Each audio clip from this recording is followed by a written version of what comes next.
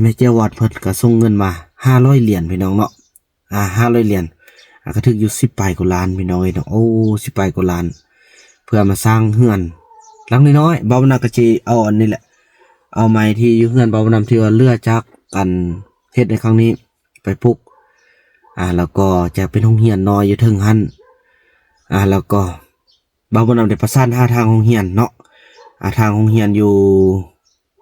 บ้านกลางบอนที่เขาเจ้าเข้าสถิติยังคือเก่าพี่น้องเอ้ยยังคือเก่าเพราะว่าฮอดตอนสอบเบานำจะเซ็งจะซ่อนเขาเจ้าซ่อนแล้วก็ฮอดยามสอบเบานำจะเอาไปสอบให้มีสถิติคือเก่าอย่างขี้ลายก็ให้เขาเจ้ามีใบประกาศจบขั้นประถมพี่น้องเอ้ยคันว่าคันเป็นไปได้ในตอนหน้าโอ้เขาเจ้าจบประถมแล้วอ่า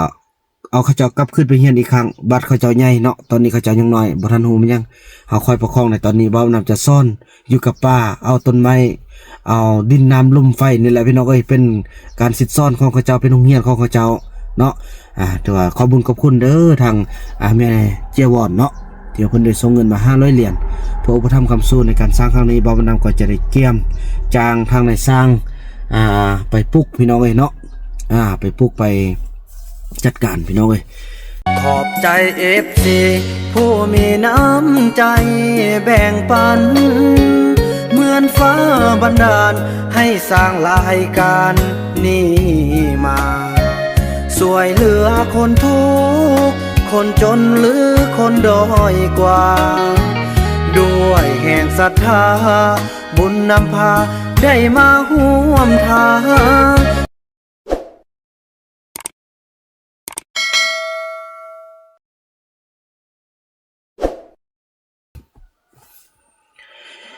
กับสบายดีและสวัสดีพี่น้อง FC ของบ่าวบ่นำกันเบิดทุกคนเนาะพี่น้องเนาะมื้อนี้ก็เป็นคลิปหนึ่งที่บ่าวบ่นำจะมาอธิบายแล้วก็แก้ปัญหาที่ FC รายทานเพิ่นเป็นห่วงพี่น้องและแนะนำเนาะคือเดี๋ยวนี้พี่น้องเอ้ยเนาะก่อนอื่นบ่าวบ่นำก็ต้องขอโทษขออภัยเนาะที่บ่ได้แจ้งล่วงหน้าให้ทุกท่านได้รับทราบนำกันเนาะโดยเฉพาะก็คือเรื่องของน้องมุกน้องจอมเนาะพี่น้องเอ้ยที่ว่าเอาแมวไปเป็นอาหารนะโดยที่ว่า เขาจะเอาเป็นคนที่จัดการทุกอย่างเนาะแล้วก็บ่าวพนำก็ได้บอกแทนพี่น้องเนาะบอกว่าเอาไปคั่วกินอย่างต่างนะพี่น้องเนาะคือเดี๋ยวนี้พี่น้องบ่าวพนำจะขออนุญาตเนาะอนุญาตแจ้งให้ทุกท่านได้รับรู้ถึงแนวคิดของคนป่าเนาะคือเดี๋ยวนี้นี่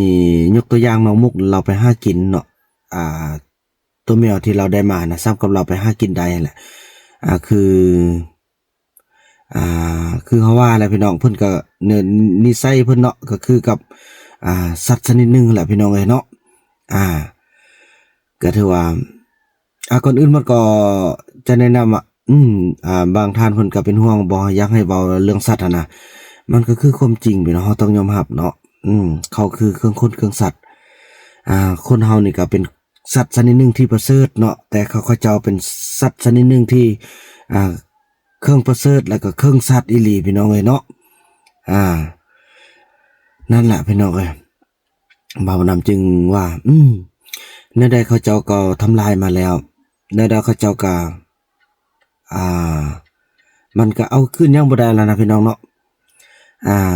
คันว่าเอาไปฟังพี่น้องเอ้ยเขาเจ้าก็จะเสียใจให้บ่าวบ่นำเนาะเสียใจว่าเฮาไปญาติอาหารญาติอิหยังต่างมันสิเป็นกรรมต่อไปอีกพี่น้องเอ้ยเนาะฉะนั้นแล้วก็ในเมื่อเขาสร้างแล้วก็ให้มันจบอยู่ที่เขาพี่น้องเอ้ยเนาะคันว่าบ่าวบ่นำไปห้ามเด้อพี่น้องเอ้ย เรื่องพุทธคำสอนเพิ่นก็ได้สอนไว้หลายอย่างเนาะ1ห้ามกีดกันความรัก2กีดกันการเจริญเติบโต3กีดกันการเดิน4กีดกันการมีอยู่มีกินของคนใดคนหนึ่งก็ถือว่าจะเป็นกรรมพี่น้องเอ้ยเนาะฉะนั้นแหละเขาสร้างแล้วก็ปล่อยให้เขาได้ในสิ่งที่เขาสร้างซะเนาะเขาไปหากินก็ให้เป็นอาหารเขาซะพี่น้องเอ้ยฉะนั้นแหละถ้าบ่าวบ่นำไปห้ามว่าบ่กินเด้อเอาไปฟังเด้อ ไปฟังแล้วก็นึกถึงบาปบุญคุณโทษที่พวกเจ้าทำลายเด้อมันเป็นไปบ่ได้พี่น้องเนาะมันเป็นไปบ่ได้อีหลีเขาเจ้าบ่ฮู้คือเฮาดอกพี่น้องเนี่ยเขามุ่งแต่จะสร้างอย่างเดียวพี่น้องคิดว่าแมวนะฮักบ่ฮักเขาเจ้าก็ยังสามารถเอามักหินทุบหัวมันได้ลงคอพี่น้องบ่าวบุญนำก็จนบ่าวบุญนำเป็นคนหนึ่งที่ฮักสัตว์พี่น้องฮักสรรพสิ่งทุกอย่างที่อยู่บนโลกนี้ที่มีลมหายใจพี่น้องที่บ่มีการทำลายเนาะ ทุกอย่างที่บ่าวบุญนำบ่มีพิษหายต่อบ่าวบุญนำบ่าวบุญนำฮักหมดเพราะว่าลมหายใจเขาออกคืออันหนึ่งอันเดียวที่พวกเราใช้ร่วมกันนั่นแหละพี่น้อยแต่แล้วเนาะบ่าวบุญนำก็ต้องขออภัยเนาะที่ว่าบ่ได้ปฏิบัติตามทุกท่านได้นำบ่าวบุญนำก็ขึ้นแล้วพี่น้อยถึงว่ามันจะเป็นจังได๋ก็อย่าจังซี่แหละพี่น้องนิสัยของบ่าวบุญนำก็คือจะบ่มักปิดบังพี่น้องมักเอาความจริงมาเว้าสู่กันฟังโดยที่ว่าบางครั้งความจริงนั้นมันก็คือบางคนเนาะต้องว่าจะต้องเฮ็ดจังหนึ่งแล้วก็เฮ็ดจังหนึ่งหน้ากองเป็นละหนึ่งแบบหนึ่งล่างกองเป็นแบบหนึ่ง แต่บ่าวบุญนำพี่น้องบ่าวบุญนำยอมครับเนาะบ่าวบุญนำเฮ็ดแบบนั้นบ่ได้อีหลีพี่น้องว่าเรื่องหน้ากองนี่ทำแบบให้อีหยังต่างๆเนาะล่างกองแล้วเฮ็ดแบบหนึงนะพี่น้องบ่าวบุญนำแบบเป็นคนเสมอต้นเสมอปลายพี่น้องคือดังที่บางท่านเพิ่นว่าใครขี้หน้าใครเปลือกตัวเองแม่บ่าวบุญนำมาแหละเนาะความจริงคือความจริงพี่น้องจังซั่นแหละบ่ยอกแด่ตั้งซ่อนคนไปแด่พี่น้องเนาะแม่บ่าวบุญนำก็เป็นคนแบบนั้นแท้พี่น้องสิไปปิดบังว่าเราเ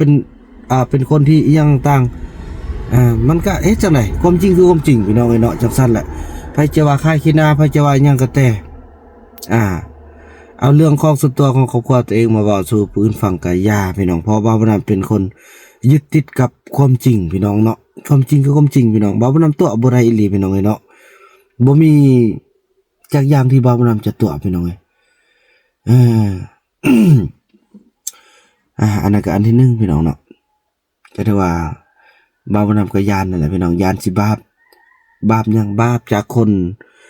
จากคนที่เขามีความหวังว่าจะได้อยู่จะได้กินแบบเฮาไปคัดขวางแม่นอยู่เฮามีอำนาจเฮามีสิทธิ์ในการที่ว่าบ่ให้เขากินบ่ให้เขาอีหยังต่างแต่เฮาก็ต้องคิดเห็นใจเขาพี่น้องเฮาต้องใช้ให้มันถูกต้อง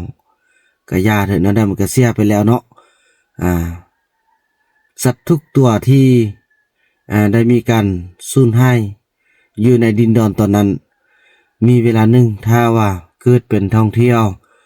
เกิดเป็นหมู่บ้านแต่ว่าพร้อมทุกอย่างบ่าวบุญนำก็จะได้เฮ็ดบุญแม้แต่ต้นไม้แหละพี่น้องเนาะเฮ็ดบุญทุกสิ่งที่มีชีวิตเพราะว่าต้นไม้แห้งเป็นผู้มีพระคุณเด้อพี่น้องเนาะเป็นผู้ที่สร้างออกซิเจนเป็นผู้ที่สร้างอากาศให้เฮาหายใจซ้ำกับพ่อกับแม่พุ่นแหละเนาะต้นไม้นะพี่น้องฉะนั้นเมื่อเฮามีการปั๊มมีการตัดมีการบูรณะเพราะว่าต้นไม้ทุกต้นจะมีเจ้ามีจอมมีนางมีเทวดาปกปักรักษาแต่ว่าเฮาไปทำลายแล้วมีมื้อนึงเนาะเฮาค่อยว่ากันเรื่องสร้างบุญพี่น้องนับแต่ฮอดสัตว์ทุกตัวแหละที่มีการทำลายมีการทำอาหารอยู่ในดินดอนตอนนั้นพี่น้อยเนาะค่อยญาติน้ำค่อยทำบุญให้เพิ่นเอาพี่น้องเนาะจังซั่นแหละพี่น้องเข้าใจบ่าวบุญนำเนาะเรื่องที่2พี่น้องเนาะ เรื่องที่2นี่ก็ว่าเรื่องน้องมุกน้องมุกเดี๋ยวนี้หั่นบ่าวบุญนำก็บ่เข้าใจเลยจากเมื่อก่อนบ่าวบุญนำก็เลี้ยงดูทุกอย่างเดี๋ยวคลิปต่อไปนี่แหละพี่น้องจะได้เห็นเนาะบ่าวบุญนำทนบ่ได้พี่น้องบ่าวบุญนำขอโทษณที่นี้ก่อนบ่าวบุญนำไล่หนี้เลยพี่น้องเนาะบ่าวบุญนำไล่หนี้เลยบ่าวบุญนำว่าโตสิไปแล้วโตไปผู้เดียวโตบ่ต้องสนเขาอยู่นี่เขาพ่อแม่เขาอยู่นี่อีหยังต่างเนาะพ่อแม่โตอยู่ป่าโตอยากไปอยู่ป่าแล้วโตไปอยู่ป่าพุ่นโตอยากอยู่นี่โตอยู่ดีๆอยากกินหยังบอกมองซ้ำนี่แหละพี่น้องเนาะ ถือว่ายันคนจิลามาก่อนพี่น้องจึงออกมาแจ้งข่าวก่อนเนาะขออภัยเนาะแล้วก็บ่าวาดพร้อมพี่น้องบ่าวบ่นำไล่นี่อีหลีเด้บ่าวบ่นำไล่นี่อ่าบ่าวาดแห่งอันตรายพี่น้องเอ้ยเมาเหล้ามาจอบเอาแต่จอมใจเบิ่งบ่าวบ่นำจนปั๊บจึงอยู่พี่น้องเอ้ยเนาะฮู้บ่ความเราบริยานนะเราเอาหัวเรามาทั้งใส่หัวบ่าวนำต่ำบ่าวนำก็สู้ขนาดจนเจ็บพี่น้องโอ้บ่ได้บ่นึงสมองมันสิแตกก่อนละตายว่ะบ่าวนำก็เฮ็ดอะไรก็บ่อยู่พี่น้องพามีดบ่าวนำเอาไปเมียนหมดบ่าวนำก็อดเอาแต่ที่บ่าวนำอดบ่ได้คือมอยไปสิไปหาจอมใจพี่น้องเอ้ยว่าสิไปอิหยังต่างนี่แหละบ่าวนำก็ซาวลีก็เราก็คือว่าเราผู้หญิงเราเป็นห่วงลูกด้วยเนาะให้พี่น้องเอ้ย ถ้าบ่แม่นเห็นบ่ซาวลีให้แต่บ่มันก็บ่ก้าวไก่ดอกพอเป็นสิทธิ์ของแม่เขาแต่แม่เขามอบสิทธิ์อนาเต็มให้บ่าวนำอ้ายน้องเป็นห่วงลูกน้องขี้ยานเขาสิเอาไปป่าอีหยังต่างบ่วัดม้อยมาบ่าวนำก็บ่ฮู้ได้เสร็จอยู่ออกไปก็บ่ไปยังมึงมาใส่ไปจูงแขนออกไปยังมึงมาใส่หายบ่าวนำก็ว่าสิเอาตำรวจมาจับได้ก็เป็นนี่มึงปาดพี่น้องตาตีเบิ่งสั่นบักครึ่งๆใส่บ่าวน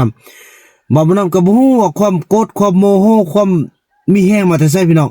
มือเบื้องซ้ายเด้พี่น้องเบื้องซ้ายเด้บ่แม่นเบื้องขวาเด้พี่น้องเบิ่งเอาเบื้องขวาไทยพี่น้องจับคอบ่าวาดยกขึ้นเพื่อบ่ให้เราย่างไปหาได้นะยังนังดึงต้นไม้บ่าวก็ยกขึ้นวิดดินเลยพี่น้องเอ้ยป้าบ่ฮู้ว่าคิดหลังจากแล้วบ่คิดว่าแห้งมาแต่ใส่บ่ฮู้เลยยับวิดดินแล้วก็จับย่างไปป่าอยู่เฮือนนั่นพอเท่าจันเลยโอ้สิตายแท้ๆมันคือมีพี่เข้าเลยนะพี่น้องความมันจะหายนะเพราะว่าจะหายอีหลีพี่น้องเอ้ยไม่เอาแถวว่าคนจิจ้อยนึงมาจะมาปราบหมู่หั่นน่ะแล้วก็บ่ฟังอีหยังต่างได้เขาอยู่กินก็พากันออกไปค่ายทางนอกกลับมาแล้วมาเอาของอยู่ของกินเอาข้าวเอาน้ำมีพี่ไปกินมาสิยังมาโคเซาอีกเด้พี่น้องเอ้ย มาโมใส่เฮาว่าผู้นั้นว่าจังซี่ผู้นี้ว่าจังซี่ผู้นั้นเอาเข้าอันนี้ผู้นี้เอาเจ้าเข้านั่นแล้วบัดนี้โคแบบแบบอีหยังต่างพี่น้องบัดสุดท้ายก็มาเอาเข้าเฮาคือเก่าน่ะจับวิ่งซะโทษพี่น้องเอ้ยแต่ว่าเบื้องหลังบ่าวบ่นำก็สำนึกผิดพี่น้องหลังจากที่เรานอนสงบบ่าวบ่นำก็มอยไปแล้วก็บ่ฮู้ตัวบ่าวบ่นำก็กราบลงดินใส่ต่อหน้าตีนเราแหละพี่น้องเรานอนอยู่เบื้องเทิงเลยเนาะบ่าวบ่นำก็ตะกราบใส่ดินเอิ้นใส่แม่ธรณีว่าขอโทษเด้อว่าที่ลูกได้ล่วงเกินสิทธิอำนาจของอ้ายเพิ่นก็เป็นอ้ายแหละพี่น้องเนาะในนามที่ว่าอายุน่ะเบิ่งก็เป็นอ้ายแหละก็ให้อายวาดจงอย่าโกรธอย่าแค้นอย่าอย่างต่างเพราะว่าที่ว่าเฮ็ดได้ลงไปนั้นก็เพื่อปกปักรักษาเด็กน้อยเพื่อสงบสติอารมณ์อย่างต่างแหละพี่น้องเนาะบ่าวนำก็ได้กราบ นางธรณีบอกฝากไปแหละพี่น้องเอ้ยแล้วก็ทางส่งข่าวไปทาง16แผ่นฟ้า15แผ่นดินพุ่นแหละพี่น้องตลอดฮอดไตบาดาลพุ่นแหละพี่น้องเนาะก็ว่าไปหมดแหละขอโทษขออภัยมันสุดวิสัยอีหลีขอให้ทุกท่านเข้าใจเนาะตอนมันก็ว่าไปพี่น้องเอ้ยแล้วก็ต่อมาพี่น้องเรื่องเรื่องจอมใจแล่นหาผู้บ่าวเนาะบางคนว่าว่าบ่าวบ่นำอีหยังต่างๆแล้วก็บ่าวบ่นำว่าได้เสื้อแม่อีหยังต่างนะอันนี้บ่าวบ่นำก็ได้ล่วงเกินสิทธิ์แท้แต่ว่าลักแรกแล้วพี่น้องลักๆแล้วคือความจริงพี่น้องความจริงคือความจริงนะพี่น้องเอ้ยเนาะมันคือความจริงเดี๋ยวจะได้เบิ่งคลิปย่อยพี่น้องเอ้ยทางซองน้อยเนาะซองสำรองซอง BN สาวลาวซองหรือว่าซองชีวิตคนป่าพี่น้องเอ้ยบางมือน่ะนำจนหอดพี่น้องก็มาทางล่วงพี่น้องเอ้ยเห็นผู้ชายผู้ใดนี่แล่นไปคันว่าแล่นไปพอแต่ไปเบิ่งก็แค่นได้พี่น้องแล่นไปจนพี่น้องเอ้ยโอ้นับมือนับเป็นเศร้าเฮาว่าจีว่าจังได๋บ่ก็บ่เข้าใจแล้วมันสิเกิดจังได๋ขึ้นในต่อหน้าพี่น้องเอ้ยเกิดได้ขึ้นก็ย่าแล้วพี่น้องเนาะ อ่าแล้วก็เรื่องความฮักเบานำก็จะบ่ได้ห้ามเรื่องบ่าวาดแต่ขอให้มาอยู่นี้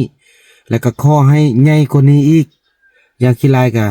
ให้มันได้16-17ปีซะเนาะแต่ว่าตอนนี้น่ะสิฮักบ่าวมันก็ห้าม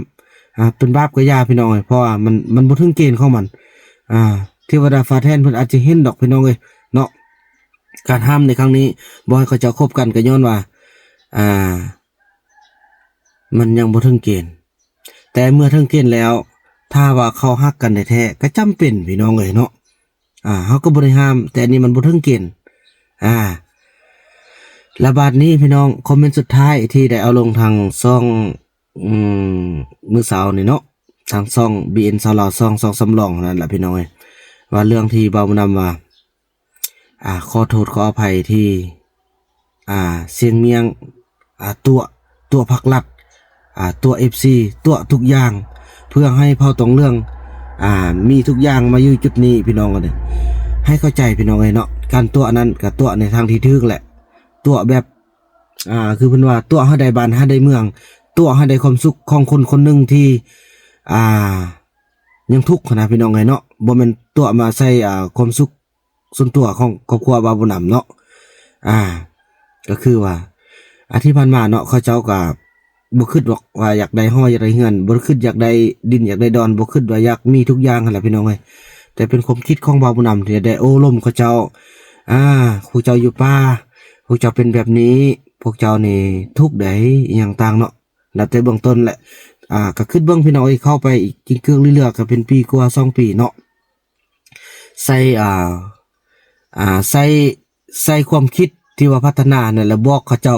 เดี๋ยวก็ซับกับตัวเขาแหละเนาะตัวให้เขาเสื้อแล้วเขาจะก็เสื้อพี่น้องเสื้อ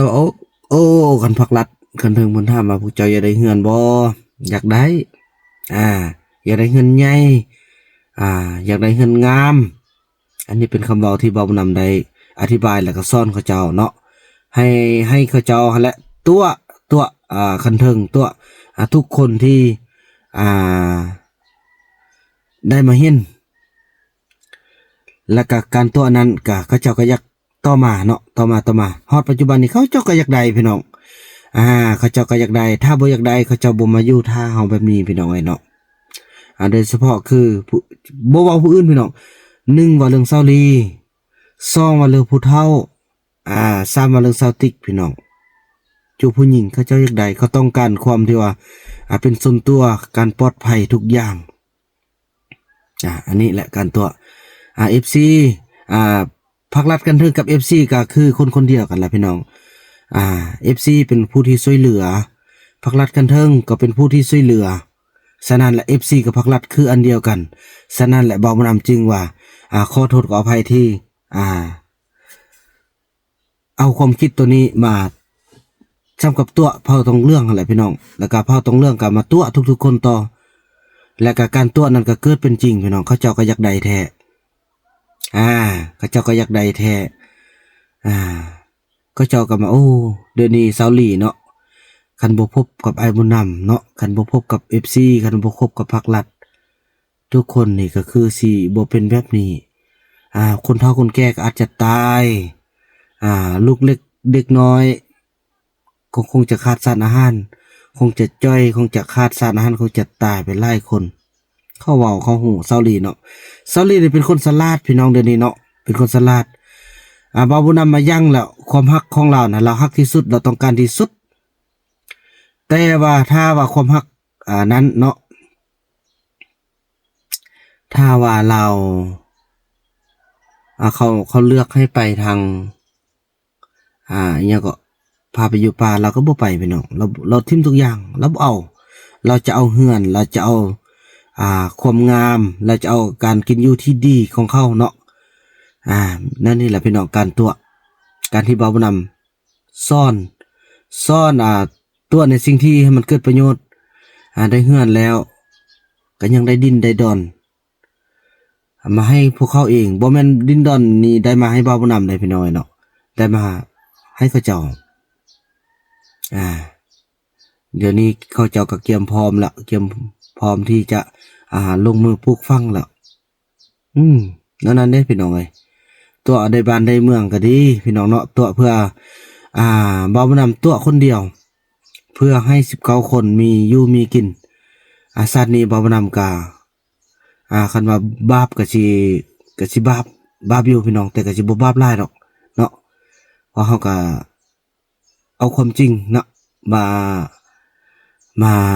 ล่มเขาเจ้ามาให้มันเกิดความเป็นจริงนะพี่น้องเอ้ยมันเกิดขึ้นมาแล้วได้ดินได้ดอนได้ฮ้อได้เฮือนได้ทุกอย่างชีวิตของเขาเจ้าก็ ดีขึ้นหลายตอนนี้มรสุมชีวิตของบ่าวนำหนึ่งคือแกงเล็กน้อยกำลังมาสองเด็กน้อยก็บ่ฟังความแต่ละมือไปซอกจนค่ำจึงมาฮอดพี่น้องเอ้ยจำเป็นและบ่าวนำก็สู้สุดที่และเสียก็จำเป็นและแต่ก็ขอภาวนาอย่าส่งให้มีเข้ามาฮอดมาถึงอยู่บ้านนี้เนาะเพราะว่าสุดแล้วนี่พอดีเอาออกวิทย์แต่ก็พอดีได้ยินข่าวอยู่ทางบ้านนู่นแต่ว่าเขาเจ้าก็แบบจับแล้วพ่อแม่เขาเห็นพี่น้องเอ้ยเขาเจ้าก็มากระซากท่านนะแล้วก็รถมันก็ไปวับพี่น้องเอ้ยคันแม่นพอตรงเรื่องจะมีพ่อแม่เข้ามาเบิ่งกันมาเข้าโรงเรียนบ้านนั่นน่ะเนาะก็ถือว่าเสียไปซื้อแหละพี่น้องเอ้ยอันนั้นแหละพี่น้องบ่าวนำก็อยากอธิบายให้ทุกคนฟังหลายอย่างเนาะแล้วก็ต่อมาพี่น้องว่าเรื่องเฮือนก็มีผู้ที่เพิ่นโลกช่วยอีสานตลอดเฮ็ดบ่ได้แหละพี่น้องเอ้ยก็ว่าบ่าวนำอย่างต่างเนาะคือดังทุกๆคนได้เห็นนั่นบ่าวนำจะอธิบายตอนนี้ให้ฟังเนาะบ่าวนำหาเงินกับพอต้องเรื่องก็จริงแต่บ่าวนำก็ได้ดูแลเขาเจ้าเงินที่มาเฮ็ดเฮือนนี้ก็เป็นเงินที่ค่ายรถซิ่งของบ่าวนำที่ดาวมาเป็น3ปีค่ายได้อยู่ก็65 ล้านได้อยู่แสนปลายกว่าบาท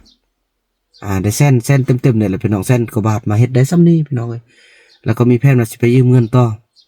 นำพี่น้องต่อพี่น้องมาสร้างเพราะว่ามันสภาพกันเป็นแบบนี้พี่น้องย่านพี่น้องเอ้ยตั้งแต่บ่าวนำมาเห็นน้องมุกนี่แหละนิสัยของน้องมุกกับบ่าววาดนี่พี่น้องปะทะกันเมื่อก่อนนี่โอ้โหจากน้องมุกตัวเล็กๆเรายังมีความสามารถแมวที่อุ้ม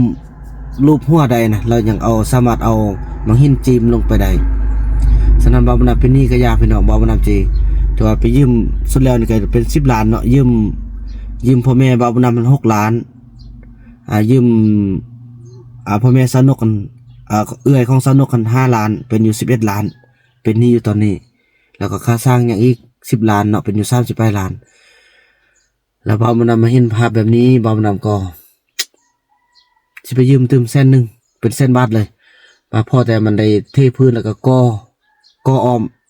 แล้วพอแต่มีบนอยู่เพื่อให้ลูกเมียได้มีบนพักบนผ้าอาศัยอยู่ที่นี่พี่น้องเพราะไว้ใจยังบ่ได้ละพี่น้องเนาะมาอยู่นี่แล้วก็ไปตอนเช้าตอนแรงกลับเนาะไปเบิ่งเขาเจ้าไปนำผ้าเพราะว่าแฟนของซาลี่ก็ทุกอย่างก็เป็นเข้าที่เข้าทางแล้วพี่น้องบ่าวนำก็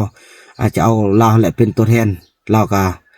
เข้าใจแล้วก็สลัดคือกับพวกเราและพี่น้องตั้งแต่ร่างกายเราบ่ปกติเนาะแต่ว่านึกคิดจิตใจทุกอย่างปกติแล้วพี่น้องเนาะพี่น้องอันนั้นก็นั่นเนาะอันนั้นก็ขอเป็นนี้ไปพี่น้องหลังจากเป็นนี้มาแล้วก็จะพยายามเฮ็ดคลิปพี่น้องเพราะว่าเดี๋ยวนี้พี่น้องแจ้งเขาดีเนาะเพราะว่ามีทางว่าเรื่องโรงเรียนว่าเรื่องโรงเรียนนี่บ่าวนำจะขึ้นไปสร้างอยู่ถึงพุ่นเนาะเป็นเฮือนพักของบ่าวนำแล้วก็ทางเสานกแล้วก็อาจจะเป็นไปได้เพื่อนั่นนี่พี่น้องเนาะล่มแล้วก็ล่มซะเนาะก็ถือว่าตอนนี้เรื่องหลังจากที่บ่าวนำได้ปล่อยคลิปลงไปเนาะแม่เจ้าวอดเพิ่นก็ส่งเงินมา500 เหรียญพี่น้องเนาะ500 เหรียญ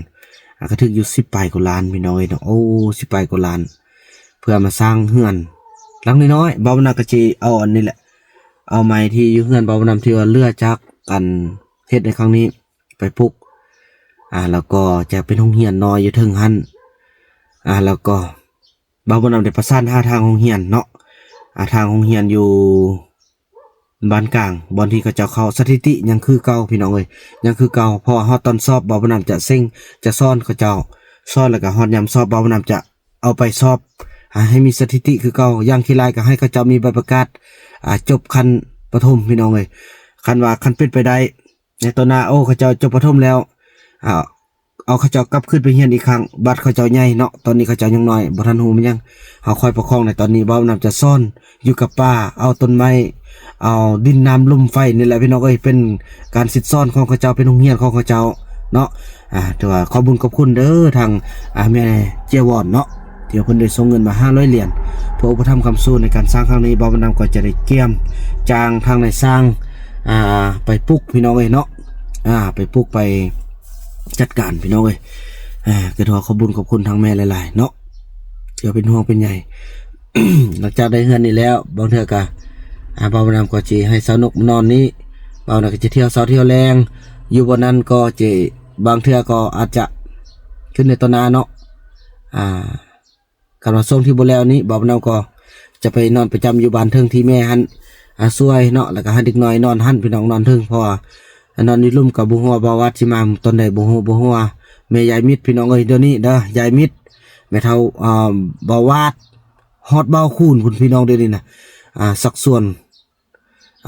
นบัดนี้เบานำสิคัดเบานำจะเฮ็ดให้ดีที่สุดเรื่องเขาเรื่องน้ำเนาะในเมื่อเขาเก่งก็ให้เขาเก่งเขาเจ้าโคไปกินเขากินน้ำกินอยู่ผู้อยู่ปลาสบายไปรถเนาะผู้ใดอยู่นี่เบานำจะเอาเขานำให้เต็มที่ต่างบ่ประหยัดต่างประหยัดต่างบ่เปลืองอีกพี่น้องเนาะคือว่าจังซั่นแหละพี่น้องเนาะถ้าว่าเบานำก็เว้าผิดพลาดประการใดขอโทษขออภัยมาณที่นี้ด้วยเด้อพี่น้องเนาะคลิปนี้เบานำขออนุญาตจบคลิปกันสำนี้ก่อนแล้วพบกันใหม่ในคลิปต่อไปพี่น้องเอ้ยเนาะคลิปนี้เบานำขอกล่าวคำว่าสบายดี